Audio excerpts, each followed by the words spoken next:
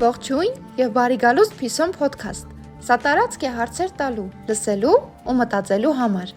Այս եթերաշրջանում ունենք 5 թողարկում, 5 տարբեր ձայն, բայց մեկ ընդհանուր ուղերձ։ Իսկ ձեզ հետ է Ֆինի կապույտ եսը, ով հավատում է, որ առաջընթացը պատահական չէ։ Այն սկսվում է հարցերից, շարունակվում չափումներով եւ ուժեղանում գիտակցված որոշումներով։ Իսկ այսօրվա թողարկմանը խոսելու ենք այն մասին, թե ինչպես չափել հաջողությունը, ինչպես իրականացնել մշտադիտարկում եւ գնահատում։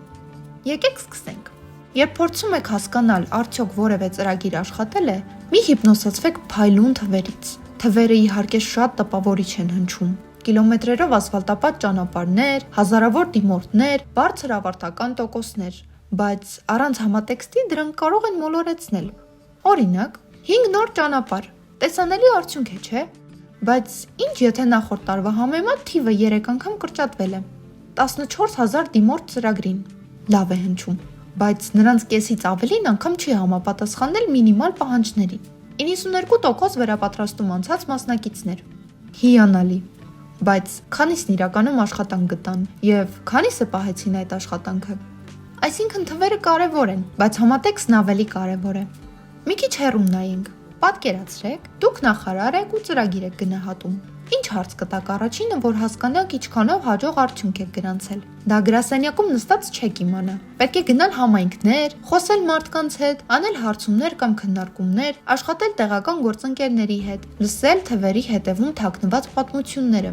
Եթե խնդիրն իրական չէ կամ թիրախումբը ներգրաված չէ, մնացած ամեն ինչ ուղղակի փլվում է։ Հետո օգտակար է փոփոխության ճանապարհը քարտեզագրել, ոչ թե միայն գործողությունները հաշվել։ Այստեղ է գալիս փոփոխության տեսությունը, the theory of change։ Դուք հերթով դասավորում եք ռեսուրսները, գումար, մարդիկ, սարքավորումներ, գործողությունները, դասընթացներ, ծառայություններ, աջակցություն, կարճաժամկետ արդյունքները, output-ները, քանի մարդ մասնակցեց, ինչ մատուցվեց, միջանկյալ արդյունքները, outcome-ները։ Մարդիկ աշխատանք գտան, բիզնես սկսեցին եւ վերջում երկարաժամկետ ազդեցությունը, impact-ը,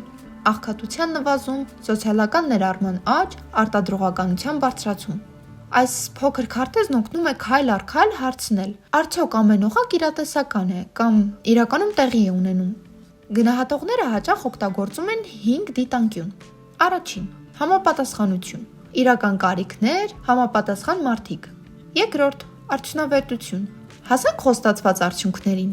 Երրորդ՝ ծախսատարություն, նույնը կարող էինք անել քիչ ռեսուրսներով։ Չորրորդ՝ ազդեցություն, շարժեցինք մեծ սլաքը, ոչ միայն արդյունքները։ Եվ հինգերորդ՝ կայունություն, կմնա օգուտը, երբ ծրագիրն ու թիմը գնան։ Պետք չէ 5-ի հետևից միանգամից վազել։ Եթե ռեսուրսները քիչ են, սկզբում կենտրոնացեք համապատասխանության ու արդյունավետության վրա։ Իսկ կայունության մասին մտածեք դեռ ծրագրի ընթացքում։ Սա չի աշխատի առանց վստահելի տվյալների։ Մոնիթորինգը ձեր թթվածինն է։ Օրինակ, նախնական եւ ավարտական տվյալները ցույց են տալիս դասընթացը իրականում ինչ-որ բան փոխեց։ Պարբերական ստուգումները բացահայտում են խցանումները, երբ դեռ կարելի է շտկել։ Եվ մի անտեսեք կողմնային ազդեցությունները, բնապահպանական վնաս, ներառման խնդիրներ եւ այլն։ Լավ մոնիթորինգն օգնում է խնդիրը բռնել, մինչև դրանք դոմինոյի էֆեկտով ավելի մեծ վնաս կհասցնեն։ Կա նաև մի մշակութային բան, որի մասին քիչ են խոսում՝ սխալներից սովորելը։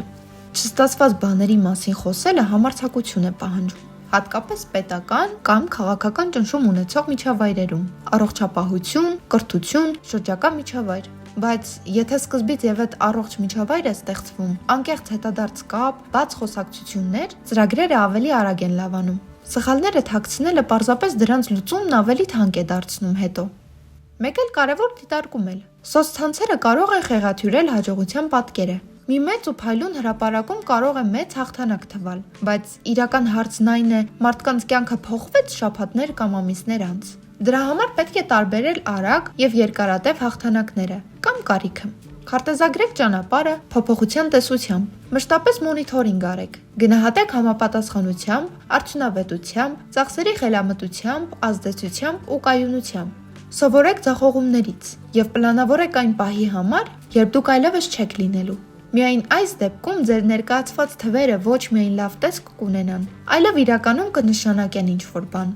Այս թողարկումը Փիսոն Podcast-ի Ֆինի 5 երանգները եթերաշրջանի մի մասն է, որտեղ տարբեր եսեր բացահայտում են աշխարհն ու թե ինչ է կատարվում մեր շուրջը տարբեր տեսանկյուններից։ Եթե թեման ձեզ հետաքրքրեց, շարունակեք կարդալ, ուսումնասիրել եւ քննարկել։ Լրացուցիչ նյութերը կգտնեք Frontline-ում եւ Python հարթակներում։ Հիշեք, ձեզ հուզող խնդրի մասին խոսելն արդեն փոփոխության սկիզբն է։ Ես ձեր հաղորդավար Ֆինն եմ։ Կապույտ եսն ինձ միշտ հիշեցնում է դիտարկել, չափել եւ գնահատել առաջընթացի համար։ Կհանդիպենք հաջորդ թողարկմանը։